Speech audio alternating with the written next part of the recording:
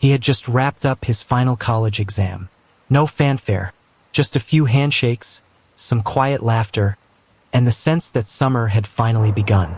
That night, he attended 2 small gatherings with friends, nothing wild, nothing that raised alarm. Then, after midnight, he got in his car, started the familiar drive toward home, and vanished. Before we go deeper into what happened, take a second to like this video, share, subscribe, and tap the notification bell, because sometimes the smallest details lead to the biggest questions. It was May 13th, 2008, and 19-year-old Brandon Swanson had just finished his first year at Minnesota West Community and Technical College in Canby. That evening, he joined friends to celebrate, first at a house in Lind, Minnesota, then at another in Canby. He didn't drink. Friends later confirmed that he appeared sober, alert, and in good spirits. By around 11:30 p.m., Brandon said goodbye and left the Canby gathering. He got into his green 2001 Chevy Lumina sedan, intending to drive 30 miles southeast to his family home in Marshall, Minnesota. At 12:30 a.m., he called his parents, Brian and Annette Swanson. His voice was calm, but concerned. He told them he had driven into a ditch and needed a ride. He believed he was near Lind, a small town just 7 miles from Marshall. So his parents got in the car and began driving to pick him up. Brandon stayed on the phone with them for nearly 47 minutes, as they tried to locate him based on the directions he gave. But something was off. Brandon said he could see lights in the distance and even described turning on his hazards. His father honked the horn while driving around to help guide him, but Brandon couldn't see or hear anything. Neither could Brian or Annette. Then Brandon said he was going to leave his car and walk toward the lights of Lind. They agreed to meet him at a central point in town. Still on the call with his dad, Brandon gave updates about fences he was walking past and gravel roads he was crossing. Then, just after 1:54 a.m., Brandon said, "Oh shit," and the line went dead. His father tried calling back multiple times. No answer. At first, they thought maybe he dropped the phone. Maybe the battery died. But as minutes turned into hours, panic began to settle in. By 6:30 a.m., they reported him missing to the Lyon County Sheriff's Office. But deputies initially treated it as a routine missing young adult. Brandon was legally an adult, 19, and they believed he'd either come back or didn't want to be found. His parents were adamant. Brandon wouldn't vanish on purpose. He wasn't upset. There were no signs of distress before or during the call, just mild frustration about being lost. His mother later told reporters, "He was our responsible child." By that afternoon, deputies finally pinged his phone and realized something shocking. Brandon hadn't been near Lind at all. Cell tower data showed he was closer to Taunton, about 25 miles northwest of where he thought he was. Searchers quickly began combing the area between Taunton and Porter. Around 12:30 p.m., they located Brandon's car. It was stuck on the side of a gravel road near the Lincoln County line. No damage, no signs of foul play. The keys were gone. His parents confirmed. This was the area Brandon had likely been describing while walking and talking on the phone. The ditches, fences, and gravel roads all lined up. Over the next few days, law enforcement, volunteers, and K-9 teams scoured the area. Dogs traced Brandon's scent from the car to the Yellow Medicine River, then across to the other side, where it disappeared. Searchers began to fear the worst. Had Brandon fallen into the river and drowned? The current was strong in May, and the terrain was rough, but no shoes, clothes, or body were ever recovered. Not then, not in the years that followed. Police later said the dog's scent path was very confident and likely accurate, but that only deepened the mystery. If he made it across the river, where did he go next? The weather that night had dipped to the low 40s, cold, but not deadly with movement. Brandon had been wearing a t-shirt, jeans, and glasses. He wasn't dressed for the elements, but he was healthy and sharp. So why did everything suddenly stop after that final word? Over time, public interest grew. The case drew national attention. Brandon's parents launched efforts to keep his story alive and to push for better emergency response policies for missing adults. Despite widespread media coverage, fundraisers, awareness campaigns, and renewed searches, Brandon Swanson has never been found. No confirmed sightings. No remains. Just a car, a phone call, and a family that refuses to give up.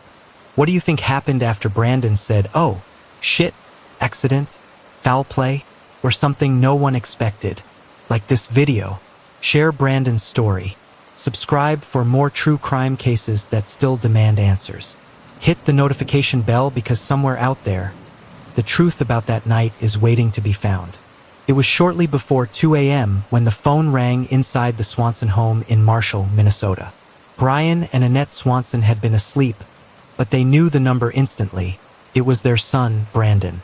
He had just finished his first year of college in Canby and was driving home after a small get-together with friends. His voice sounded calm, almost casual. He told them he'd accidentally driven off the road and into a ditch, but he was fine. The car wasn't damaged, and he just needed a ride home. Brandon thought he was near Lind, Minnesota, a small town only 7 miles southwest of Marshall. It should have been a quick trip, 10, maybe 15 minutes at most. His parents didn't hesitate. They threw on jackets, grabbed their keys, and got into their pickup truck. As they pulled out of the driveway, Brandon stayed on the line. The phone connection was clear. He gave them directions. "Take Highway 68, he said. "I can see some lights up ahead. I think that's Lind." Brian drove, and Annette listened closely as Brandon described his surroundings.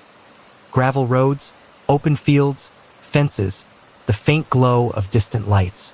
Nothing sounded unusual for southwestern Minnesota. When they reached the outskirts of Lind, Brian flashed his headlights, hoping Brandon might see them in the distance. "Do you see us?" he asked. Brandon paused, listening. "No," he said. "I don't see anything. I'm flashing mine too." But there were no lights in sight. They tried again and again, honking, signaling, turning onto side roads. Each time, the same response. Brandon didn't see them and they couldn't see him. Minutes became half an hour. The frustration in Brandon's voice grew. His parents could hear it, but he still sounded composed. He wasn't panicking. "I'll just start walking toward town," he said finally. "I can see the lights. I'll meet you there." Brian urged him to stay put, but Brandon insisted. He wanted to keep moving. So he locked his car, slipped his phone into his hand, and began walking along a gravel road in the middle of the night. As they continued talking, Brandon mentioned landmarks, a few fences, the sound of running water somewhere nearby, a distant bridge, maybe. His dad asked him to describe the area, but the details were vague. The darkness was complete. No moonlight, no traffic, no houses nearby. The longer they searched, the more confused everyone became. The directions weren't adding up. Lind was small. They should have crossed paths by now. But Brandon's tone stayed steady, even light at times. He and his father talked about ordinary things. His classes, his plans for the summer, as if to distract themselves from the growing unease. 40 minutes into the call, Brian's worry deepened. "Brandon, we've been driving all over. Are you sure you're near Lind?" "Yeah," Brandon replied. "I can see the town lights." At least that's what he believed. Then, suddenly, everything changed. At 1:54 a.m., after 47 minutes of conversation, Brian heard his son's voice shift. There was a rustle, a startled tone, and then Brandon said two words that would haunt his parents forever. "Oh shit." Then silence. The call disconnected. Brian froze, staring at the phone, waiting for it to reconnect. He hit redial immediately. The line rang, but no one answered. He tried again, and again. Nothing. By then, Annette was already crying. They drove up and down the road for hours, calling out his name, stopping at every intersection. They honked the horn, turned on high beams, prayed he was close enough to hear. But he never responded. They finally called the Lyon County Sheriff's Office at 6:30 a.m., reporting their son missing. But when officers arrived, the response was far from urgent. They told the Swansons it wasn't unusual for a 19-year-old to stay out all night, that he'd probably show up soon. Brian and Annette pleaded with them to understand. Their son wasn't like that. He hadn't been drinking.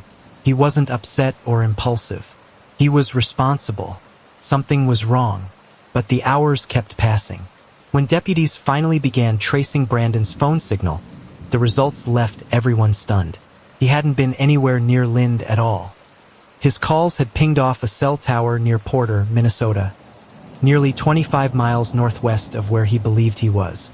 How could he have been so far off? It didn't make sense. Brandon had driven these roads before. He wasn't known to be directionally confused. Yet, somehow, that night, he had misjudged his surroundings by dozens of miles. That discovery led investigators to a remote stretch of farmland near the Lincoln County line, not far from the small town of Taunton. There, on a dirt road surrounded by fields, they found Brandon's green Chevrolet Lumina. It was lightly stuck in a ditch, the front wheels resting in the soft soil. The car was unlocked. The keys were missing. Inside, nothing was out of place. No signs of a struggle.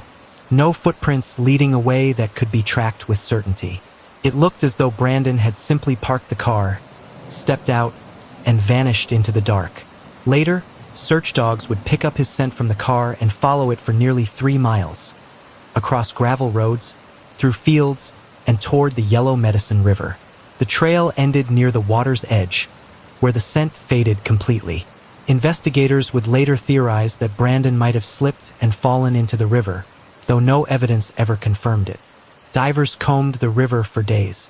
They found nothing. Back in Marshall, the Swansons sat by the phone, waiting for news that never came. Their last memory of Brandon was his voice on the other end of the line, calm, steady, and then suddenly gone. And from that moment on, no one ever heard from him again. What do you think those final words, "Oh, shit," meant? Did Brandon see something? Or was it an accident in the dark? It was still dark when the search resumed the next morning. The sun hadn't yet broken over the fields surrounding Marshall, Minnesota, but hope clung to the air like morning fog. Annette and Brian Swanson, running on no sleep, retraced every step of their son's last known words. The night before, Brandon had called around 1:54 a.m., calm but disoriented, believing he was near the small town of Lind after his car slipped into a ditch. They drove around for nearly an hour while staying on the phone with him, trying to find his location. But the call ended abruptly, punctuated by a panicked, "Oh, shit," and silence. He never called back. The police had been hesitant to act right away. After all, Brandon was 19, legally an adult. The first 24 hours of missing person cases are critical, but authorities often wait, especially when there's no immediate evidence of foul play. But by morning, the urgency grew. This wasn't a teenager blowing off steam. This was a responsible, grounded young man who had just finished his first year of college. He hadn't been drinking heavily. He hadn't fought with anyone. He just disappeared. Around 6:30 a.m. on May 14, 2008, a Lyon County Sheriff's deputy located Brandon's vehicle, a green Chevy Lumina, just off a gravel road near Taunton, Minnesota. This immediately threw everything into question. Taunton was almost 25 miles northwest of where Brandon believed he was. He wasn't even close to Lind. His car had been found high-centered on the edge of a ditch. It wasn't damaged. It wasn't stuck in deep mud. It looked as if it had gently slipped off the edge and couldn't gain enough traction to move forward. But there were no signs of struggle. No broken glass. No forced entry. No torn clothing nearby. More unsettling, there were no footprints. Deputies examined the surrounding area. The car doors were unlocked, but the keys were missing. There was no blood, no drag marks, no indication Brandon had been harmed or that he had tried to flee. The question loomed, how could he be so far off in his sense of direction? Brandon had lived in this area his whole life. He'd driven these roads countless times, especially the route from Canby to Marshall. It wasn't like him to get lost. Later analysis of the 47-minute call with his parents would deepen the mystery. He sounded completely confident in where he was. He described seeing lights in the distance. He even mentioned hearing running water. He had no idea he was more than 20 miles off track. Law enforcement consulted with cell tower data and confirmed that Brandon's call had pinged off a tower near Porter, Minnesota, not Lind. That should have been the first clue that something was wrong with his own perception. But in the moment, no one realized just how far off he really was. Some experts speculated Brandon may have been experiencing a rare neurological event like spatial disorientation, similar to what happens to pilots flying at night. Others wondered if sheer fatigue, it was nearly 2 a.m., had impaired his sense of direction. But these were only theories. Cadaver dogs were brought in. One dog picked up a scent trail that seemed to leave the vehicle and head north along a field. The trail passed through grass, climbed over fences, and eventually led to the Yellow Medicine River, a shallow but wide river that could be deceptively fast-moving in places. That trail stopped at the water's edge. Divers were sent in. Search crews combed the area, but the river yielded nothing. Search and rescue teams, including helicopters, ATVs, boats, and dozens of volunteers, scoured fields, ditches, and abandoned farm buildings. No clothing, no wallet, no phone, not even a single shoe. Nothing turned up. Brandon's parents later said the phone call replayed endlessly in their minds. His words, his breathing, his tone, the sudden silence, everything. The car sat like a ghost in the ditch, not damaged enough to suggest violence, not abandoned enough to suggest panic. It felt like the start of something tragic, not the end. So many questions hung in the air. Why had Brandon turned off onto such an obscure gravel road near Taunton? What caused him to believe he was close to Lind, when in reality he was nearly a half-hour's drive away? And what happened in those final seconds of the call? Was the "oh, shit" a reaction to slipping on unstable ground? Falling into the river? Being startled by an animal or someone nearby? No one could say for sure. The call had ended. The signal dropped, and Brandon was gone. If Brandon was disoriented yet calm, what do you think caused his sudden panic and disappearance? If the story moved you, help keep Brandon's name alive. Like, share this video, subscribe for more real-life mysteries, hit the bell and leave a comment below. Someone out there might hold the missing piece. The morning after Brandon's phone call, as dawn crept over the fields of Minnesota, the first rays of sunlight revealed nothing. No sign of the young man, no movement on the horizon, just stillness. The Swanson family, already haunted by the silence on the other end of the line, knew something was terribly wrong. Law enforcement began the formal search on May 15, 2008, once Brandon was officially reported missing. But by then, critical hours had passed. The first major breakthrough came with the discovery of Brandon's green 2001 Chevy Lumina. It wasn't near Lind, where he had said he was. Instead, it was found over 20 miles northwest, on the edge of a gravel road near Taunton, Minnesota.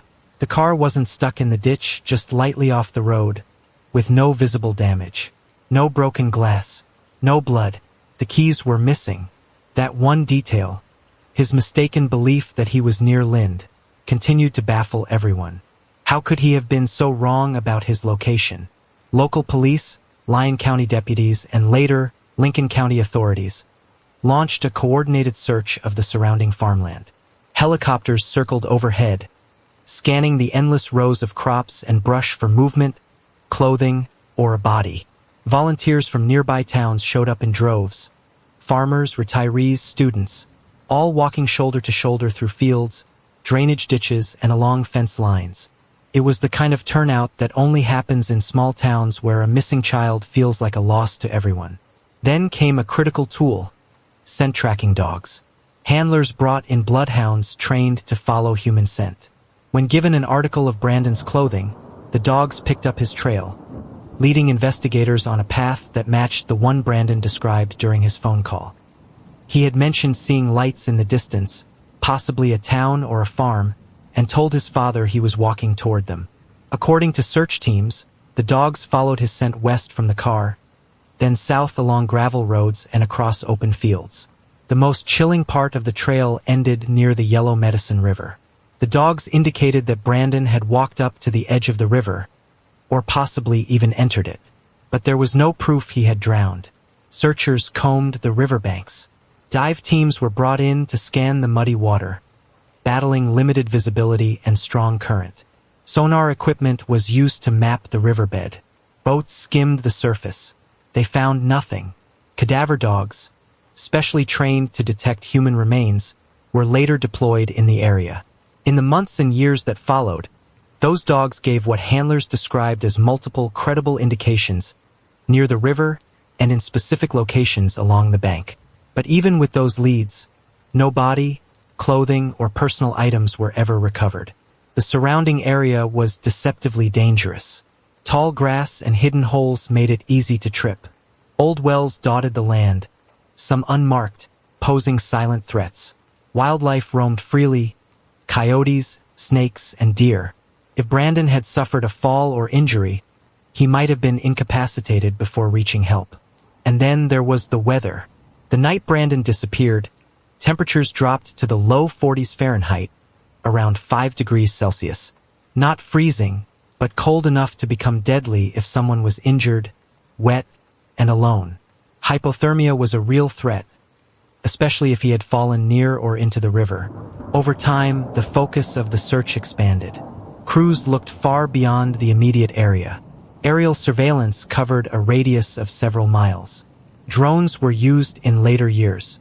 Yet the result was always the same: no sign of Brandon. The Swanson family never gave up. Brian and Annette Swanson continued to work closely with investigators, pushing for more advanced search methods. They organized volunteer efforts, funded their own searches, and spoke at public events to raise awareness. They knew something didn't add up. Brandon wasn't the type to wander off or run away. His call to them had been calm, deliberate. He had asked them to come find him. The case drew media attention across the state and eventually nationwide. Brandon's story was featured on Disappeared, Dateline, and the Vanished podcast, among others. Each platform reignited interest, bringing new eyes to a case that had once seemed on the verge of going cold. But no tip ever led to a breakthrough. With each year that passed, theories multiplied.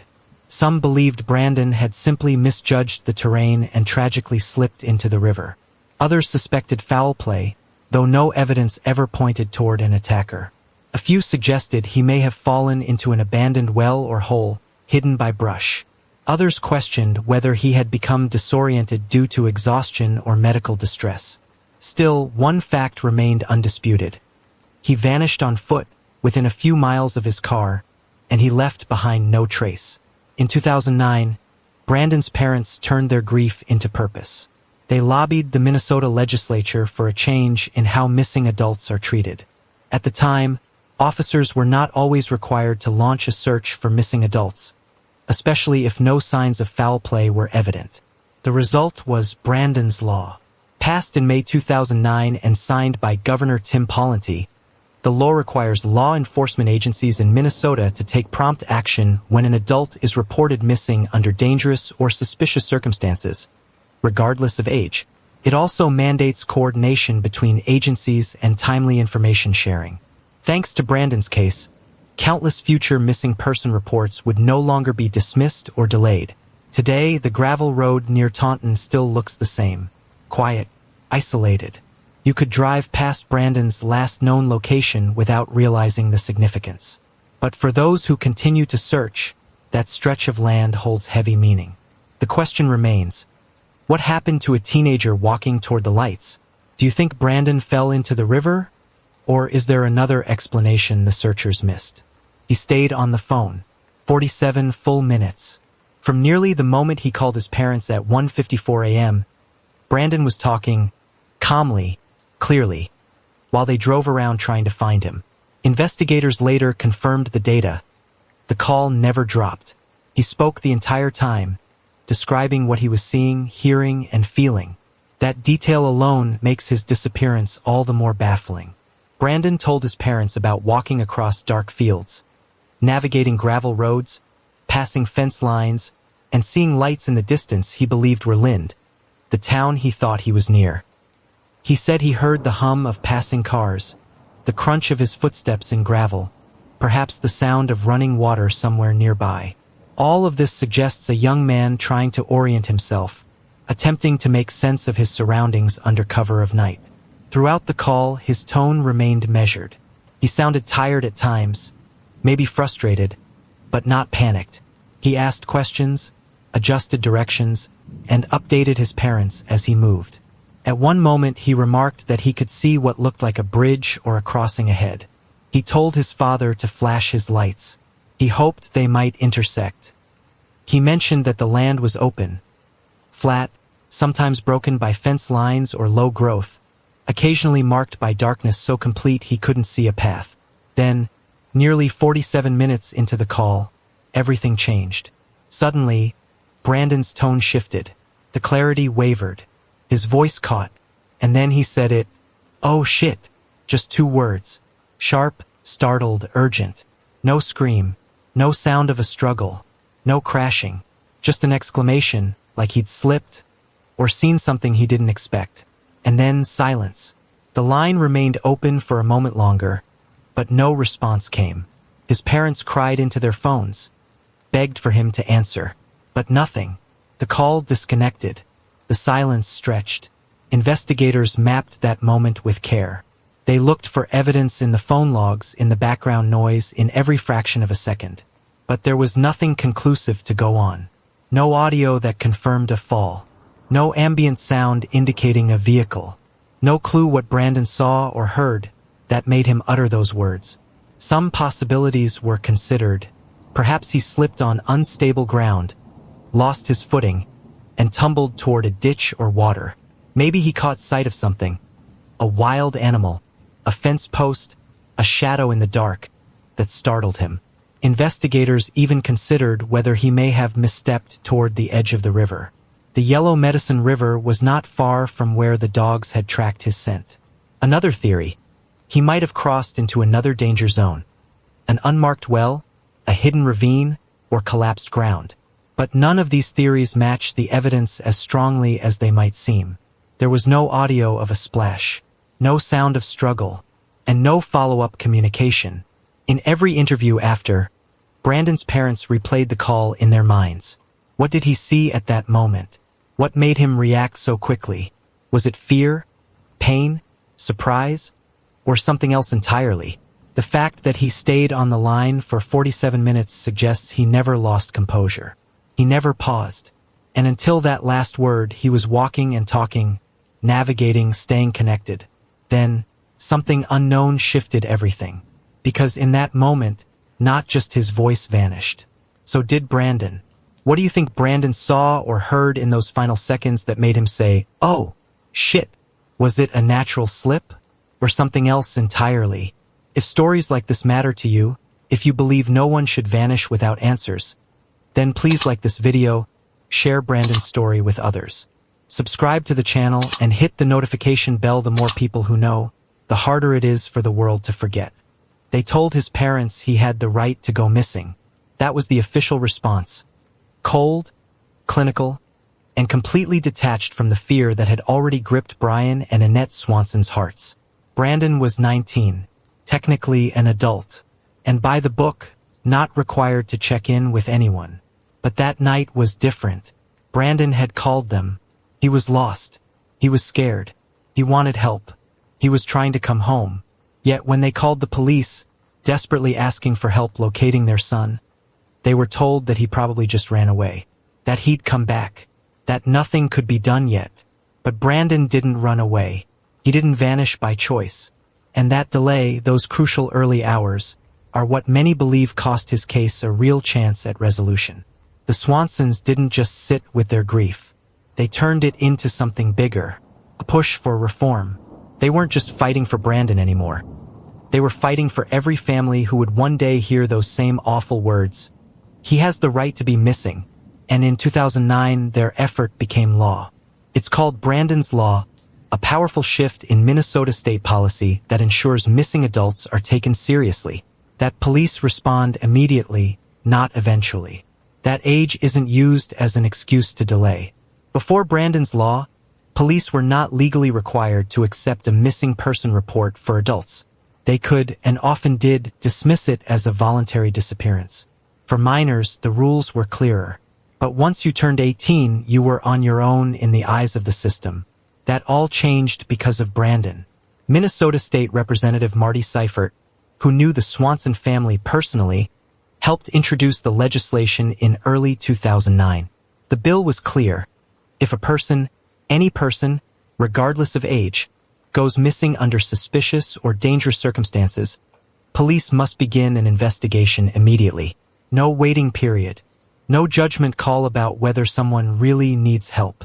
The law also required law enforcement to notify the Minnesota Bureau of Criminal Apprehension, BCA, right away in cases where danger or foul play is suspected.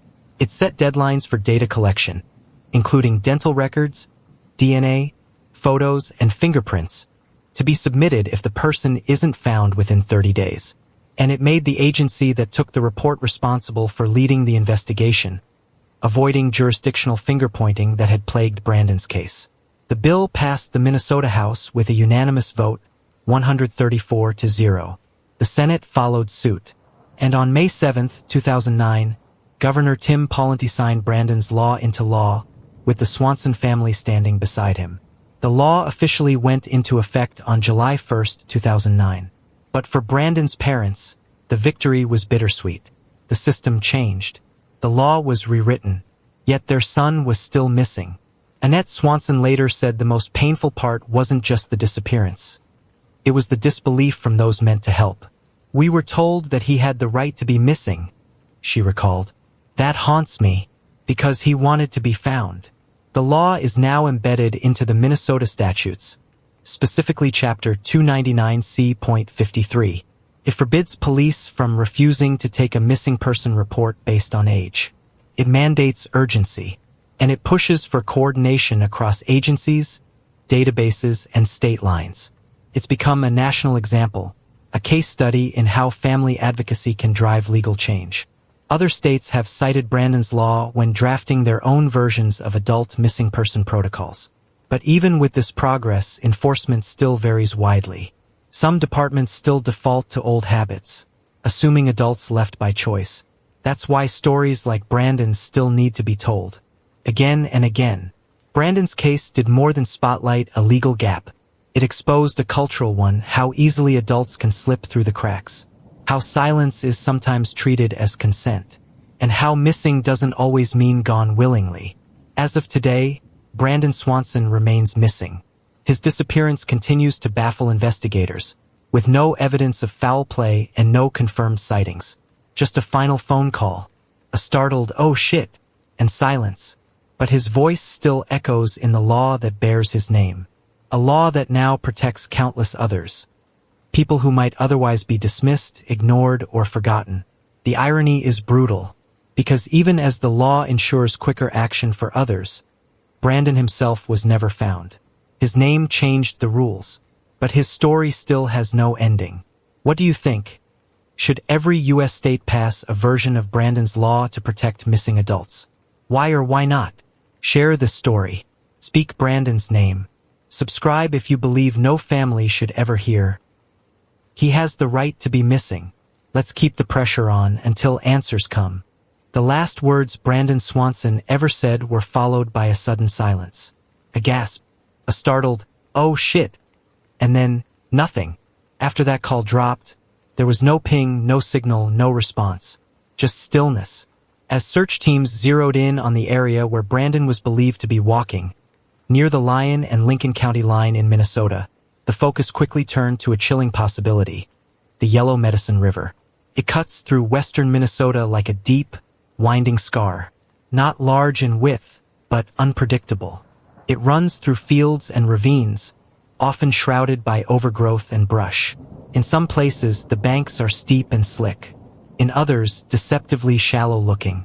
At the time of Brandon's disappearance in late May 2008, the water was higher than usual. Rainfall had recently increased. Some portions were fast-moving, especially under bridges and bends. As searchers analyzed Brandon's last known location, based on cell phone records and the length of the call, many believed he may have accidentally wandered too close to the river. Perhaps he tried to cross it. Perhaps he slipped. That gasp, that sudden exclamation, it all pointed to something abrupt, something physical. By June 2008, just weeks after Brandon disappeared, the Yellow Medicine River became the focal point of the investigation. The theory: Brandon fell in and drowned. If so, his body should have surfaced or been caught somewhere along the water's path. But there was a problem: nothing surfaced. Search crews brought in sonar equipment and underwater cameras. They used cadaver dogs trained to detect scents through water. Drones hovered above the tree canopy. Divers combed through murky currents. In some locations, they drained nearby ditches and culverts. Over and over again, the teams returned. Multiple counties participated. Volunteers walked miles of terrain. But the river kept its secrets. There was no sign of Brandon. No clothing, no shoes, no phone, no wallet. Not even a footprint near the banks confirmed he'd been close. Still, the dogs reacted. Search teams reported that scent-tracking dogs, especially those trained for cadaver detection, hit on specific points near the Yellow Medicine River, multiple times, on different days. Some dogs followed a trail from the general area where Brandon was believed to have been walking, all the way to the water's edge. But that's where the trail stopped. No recovery, no definitive evidence. This raised even more questions. If Brandon had drowned, why hadn't his body surfaced? It had been weeks, then months. River drownings do sometimes result in unrecovered remains, but usually evidence floats, surfaces, or gets caught downstream. Clothing, shoes, or even small belongings often appear. Here there was nothing. The lack of physical proof became the centerpiece of doubt around the river theory. Some experts suggested the riverbed might have deep crevices or logjams where a body could be trapped indefinitely. Others believed fast-moving water might have swept remains far beyond the search zone. But even with extended searches downriver, nothing was found. In an eerie twist, Brandon's case shared strange similarities with other Minnesota River cases. Just 3 months earlier, another 19-year-old, Christopher Jenkins, had been found dead in the Mississippi River after disappearing on Halloween night in Minneapolis. His death, initially ruled accidental, was later changed to homicide. That pattern, a young male, late at night, near water, raised concerns and fueled a broader theory about river disappearances across the Midwest. But Brandon's case remained different in one crucial way: his phone call, his voice. He hadn't just wandered into the night. He was reaching out, describing his surroundings, trying to get home. The sound of him slipping or reacting to something just before the line cut out seemed to lend weight to the river theory. Still, many weren't convinced. If he fell into the Yellow Medicine River that night, where's the proof? Brandon's parents, Brian and Annette Swanson, struggled with the ambiguity. They wanted to believe the river held answers, but they also knew how thorough the searches had been, how much ground had been covered, and how little came from it. For a while, they tried to imagine alternate scenarios. What if he hadn't fallen in? What if he walked further? What if the sound on the phone was something else? A misstep? A twisted ankle? A phone dropping? But again, no evidence turned up anywhere else. Every possible direction was scoured. Ditches, fields, gravel roads, cattle fences, silos, drainage systems. A local grain elevator was checked and cleared. So were abandoned buildings and bridges.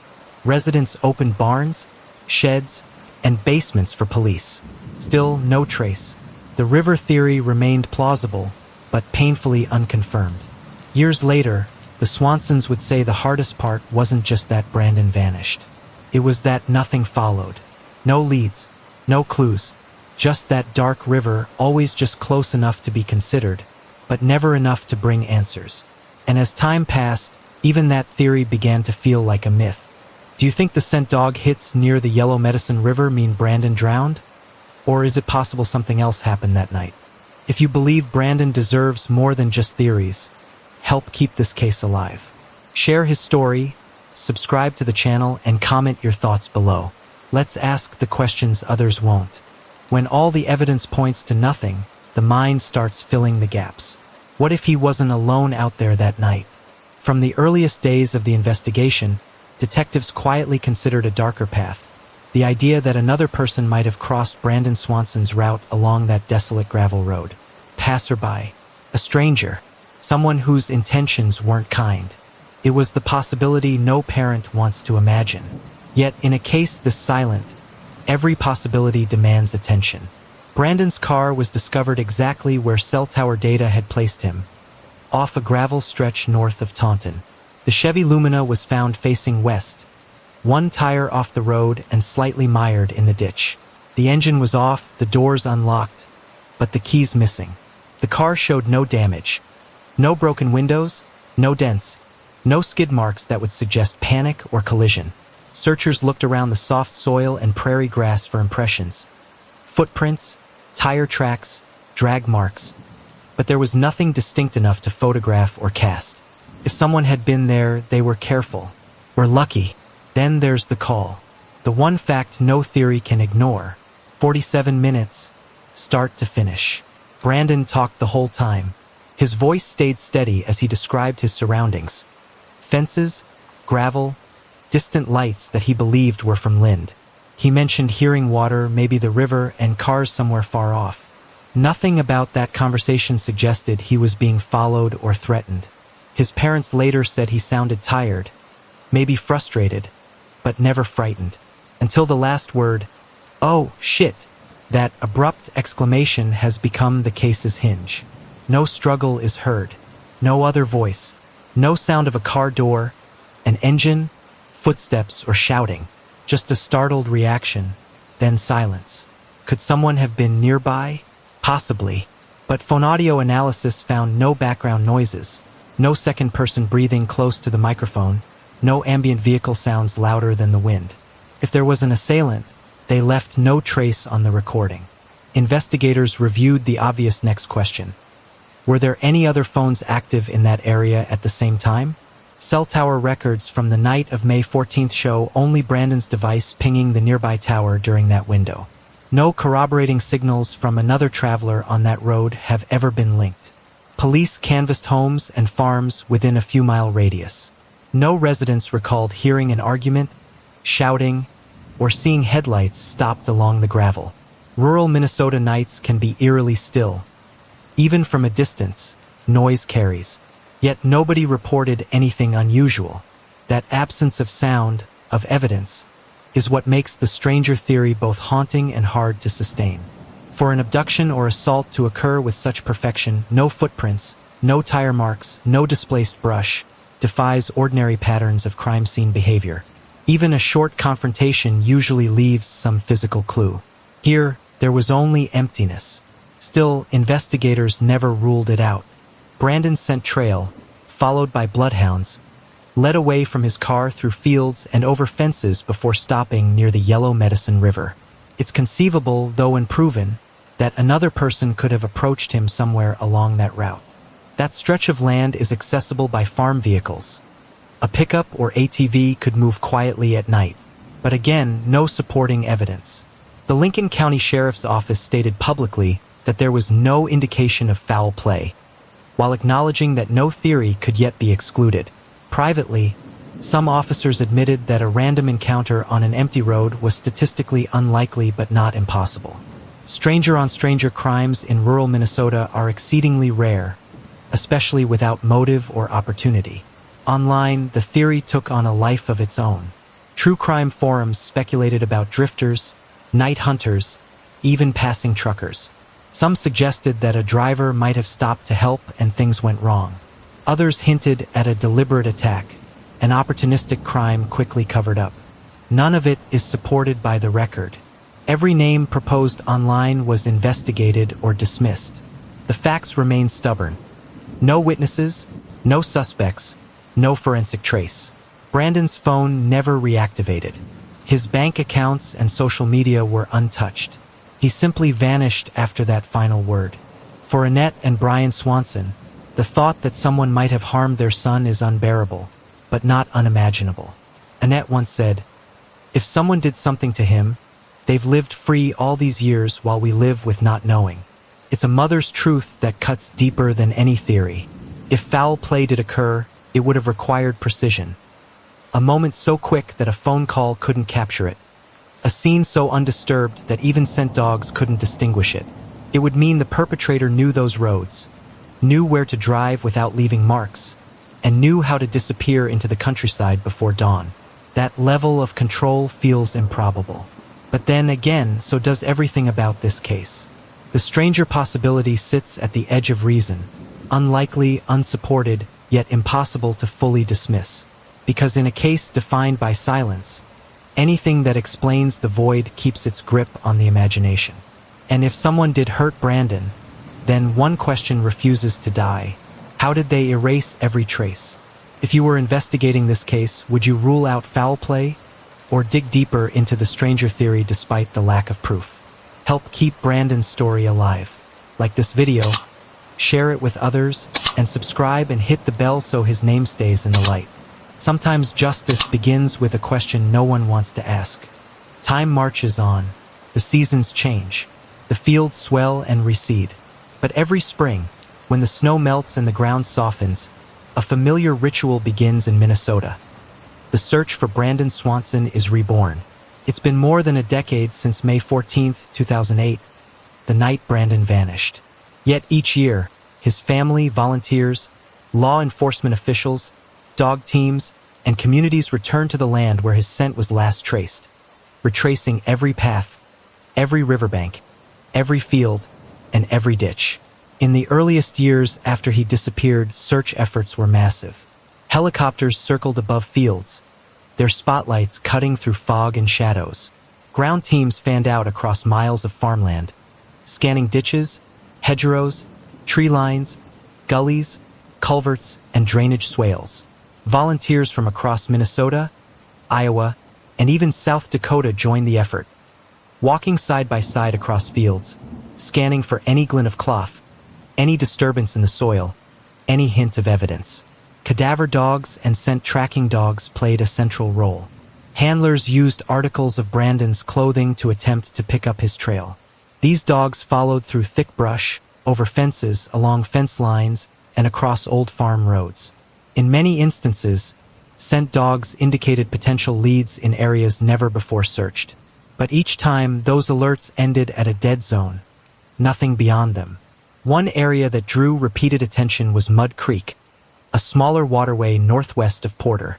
Some teams believed that indirect scent signals from canine alerts led them toward remote fields west of Porter, especially in zones with subtle elevation shifts or hidden ditches. But despite those signals, no conclusive remains or personal items ever surfaced. The fields there were thick with brush and tall grasses in summer, making detective work even harder when trying to identify disturbed ground. Landowner cooperation has been a frequent obstacle. Much of the region is privately owned farmland.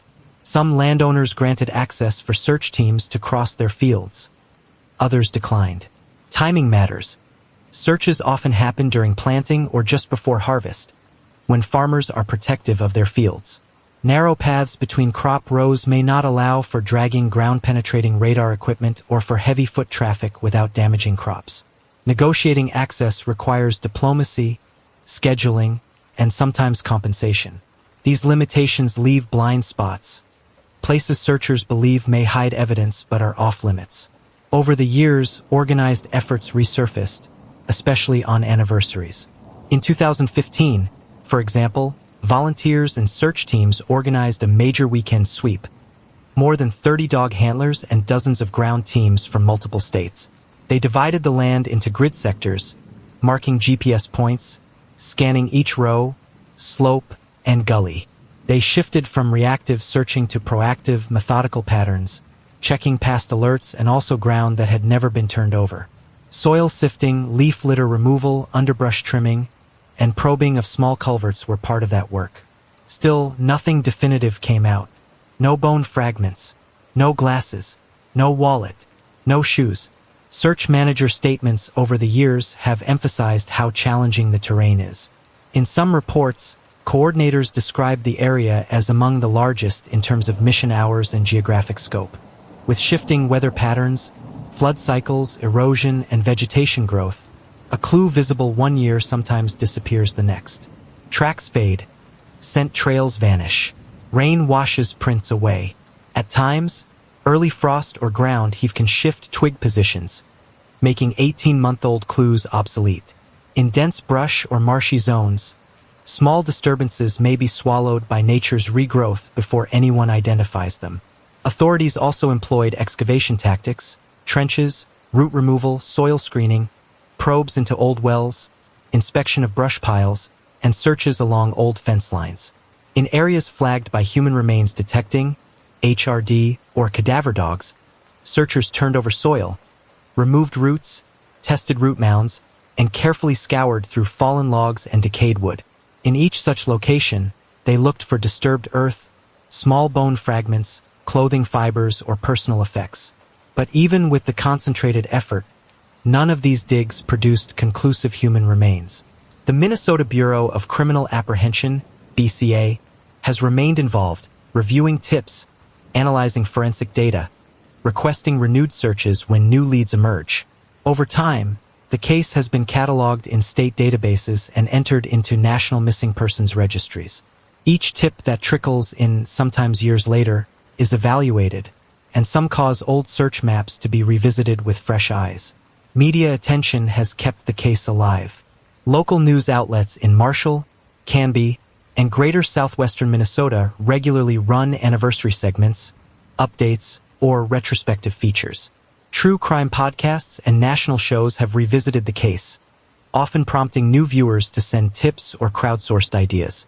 The Swanson family has capitalized on this, issuing appeals during anniversaries, deploying billboards, and participating in interviews to keep public attention focused. The goal: prevent Brandon from fading from memory. Through all this, a painful paradox remains. The more the land is searched, the emptier it feels. The more effort invested, the less returns.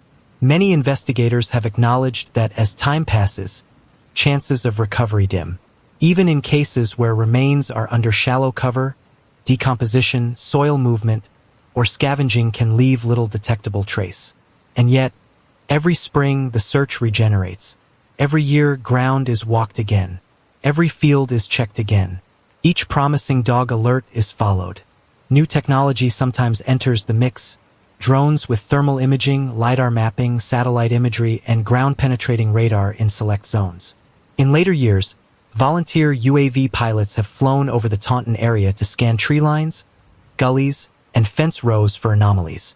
These efforts have occasionally identified areas of interest previously overlooked, but those zones, when landed on, have not yielded remains. What's extraordinary is not just the absence of evidence. It's the persistence. The Swanson family continues to invest financially and emotionally in the case. Roadside signs in southwestern Minnesota still display Brandon's face and phone number. At candlelight vigils, local families and school groups walk the road near where his car was discovered. They lay flowers along the ditch lines, stand in silence. They speak his name. Despite hundreds of leads, dozens of searches, and countless hours logged, the fundamental mystery remains. For all the paths covered, all the dogs run, all the creeks dredged, all the excavations made, nothing conclusive has turned up. No human bones. No belongings tied to Brandon. No breakthrough that could point investigators definitively toward closure. And so the question echoes louder every year. It's been over a decade. How can someone just vanish? If you were in charge of the search today with modern tools and remote sensing, what new area would you focus on? Where would you send a drone? A ground-penetrating radar scan? Don't let silence win. Like this video, share Brandon's story, subscribe, and hit the bell. Maybe someone, somewhere, will see what others missed. Some stories don't have endings. Some names echo in wind and silence. For Brandon Swanson, that name is still spoken. His family still walks those roads. His community still praise his name. He remains missing, but he is still loved. Time moves in seasons, but grief doesn't follow that rhythm. Some wounds stay open not by choice but by silence. Yet, through that silence, some voices refuse to fade. Notably the voices of Annette and Brian Swanson, parents who still carry the name of their son. Brandon was 19. He was supposed to finish his college year, maybe transfer to a 4-year university. He had a future. He had hope. He studied wind energy at Minnesota West Community and Technical College in Canby. That major was not just practical. It spoke of a mind oriented toward innovation, toward harnessing nature's power. He had plans. He had dreams. Then, in the dark early hours of May 14, 2008, he vanished. Every year since, May 14th is not just a date, it is a ritual. The Swanson family, along with volunteers, returned to the land where he was last believed to walk. They retrace gravel roads, walk along riverbanks, peer into ditches, and call his name into open fields. They walk because hope is like a muscle, you either use it or it atrophies. In towns across southwestern Minnesota, Marshall, Canby, Taunton, his face still appears on signs. Flyers are refreshed. Social media pages maintain updates. Podcasts re-examine clues. Documentaries keep his story alive. Every time his name is spoken aloud, someone somewhere might remember something they didn't think mattered. His case remains open. It is catalogued among America's toughest disappearances. Every so often, a tip surfaces. Investigators reopen files, follow new information, compare everything against the known in hopes of pinning down something small, something that might expand into meaning. Public interest has been a lifeline for this case. Without it, cold cases often fade into oblivion. But Brandon's disappearance has become more than a local tragedy. It's a cautionary story, a signal to systems, a plea for constant vigilance. Law enforcement agencies, especially the Minnesota Bureau of Criminal Apprehension, BCA, continue to have the case in their files. They review leads. They examine search logs. They revisit scent dog records. They compare tip after tip, old maps with new satellite imagery, ground-penetrating radar scans, even historical property records to see if any land use changed in a way that might conceal something lost long ago. One of the most frustrating truths is what hasn't been found. No remains, no clothing, no personal effect conclusively tied to Brandon. No phone, no glasses, no keys, not even a fragment that could be reliably linked to him. In a case built on absence, absence is the hardest fact to confront. A few documentary credits or true crime write-ups note that neighbors or locals have sometimes offered memories that align with sketchy timeline fragments, but none have yielded dependable leads. For instance, in one retrospective article, the Grand Forks Herald discussed how searchers had concentrated on rural roads when many unknown parcels of farmland remained unsearched or inaccessible because landowners denied entry. Grand Forks Herald. That point, that access is not universal, repeats itself in every recounting of the case. Some owners refused search teams. Some parts of land were under crop cover or fenced. Sometimes weather or seasonal conditions prevented deeper investigation. Small corners, hidden ravines, or riverbanks under brush all create places where something might rest undisturbed. Another dimension is how policies evolved as a result of this case. Brandon's law, passed in 2009, was directly inspired by how his disappearance was initially handled and mishandled. In Forum Plus One, that law requires Minnesota law enforcement to treat reports of missing adults with urgency, to not dismiss them as voluntary disappearances, and to open investigations right away. It was a legal shift etched with pain and loss, meant to make sure other families would not face the same resistance. But even a law, no matter how important, can't bring someone back. For the Swansons, the years have brought heartbreak but also resilience. Each year they revisit the roads, the river, and the land they once thought would bring Brandon home.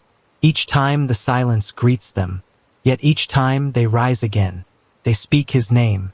They walk the same hours. They teach others. They hope that someone will see, someone will remember, someone will finally notice the clue that matters. This case has haunted lawmakers, cold case analysts, activists, and families of the missing.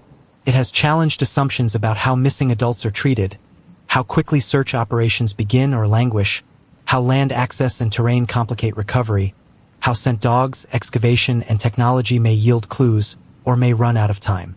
And yet, through it all, one fact remains unaltered. Brandon is still missing. His absence is large. It occupies roads. It shadows rivers. It lingers in unanswered questions. It grows in the room where his presence once lived. But he is still loved. His parents carry that love. The volunteers carry that love. The people who ask his name carry that love. Because love doesn't end when someone disappears. Sometimes it becomes the bridge across years. Do you believe Brandon was the victim of foul play? Or do you think something tragic, but accidental, occurred near the river that night? Like, share Brandon's story. Subscribe, say his name out loud. Hit the notification bell to help bring attention to the missing. and never let his memory fade, because in the void between facts, the love endures.